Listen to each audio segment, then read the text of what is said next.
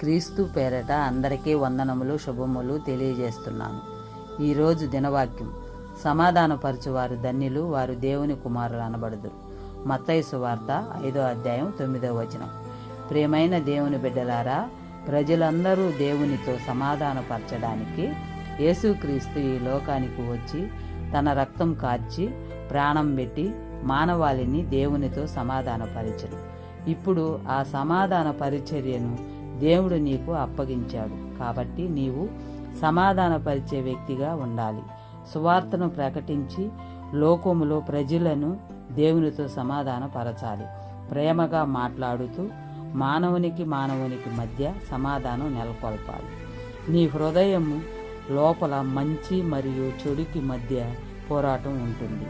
ఎప్పుడైతే నీవు చెడును జయించి నీ జీవితాన్ని దేవునితో సమాధానపరుచుకున్నప్పుడు దేవునికి దగ్గరగా ఉంటారు. ప్రియమైన దేవుని బిడ్డలారా, నీవు సమాధానపరిచే వ్యక్తివి అయితే దేవుని సమాధాన పరిచర్యలో పాలిభాగస్తుడవుతావు. కనుక నీవు దేవుని కుమారుడివి కనుక సకల ప్రజలను దేవునితో సాటి మానవులతో సమాధానపరచు తద్వారా దేవుని కుమారునిగా కుమార్తెగా జీవించవచ్చు. ఇట్టి కృప మన అందరికీ కలుగునుగాక. ఆమేన్. ప్రార్థన చేసుకుందాం. జీవము గల దేవ, జీవాధిపతి, స్తుతులకు పాత్రుడా, స్తోత్రార్హుడా, మీ ఘనమైన నామమునకు లెక్కించలేని స్తుతులు స్తోత్రములు ప్రభువా. గడిచిన దినమంతయు మీ కృపలో కాచి కాపాడినందుకు మీకు కృతజ్ఞత స్తుతులు నాయనా. ఈ దినమున వాక్యం ద్వారా మాతో మాట్లాడినందుకు వందనాలయ్యా.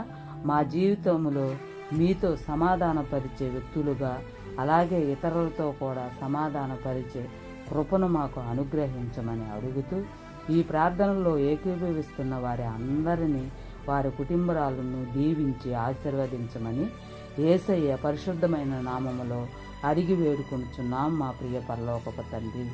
ఆమేన్. అందరికీ వందనాలు.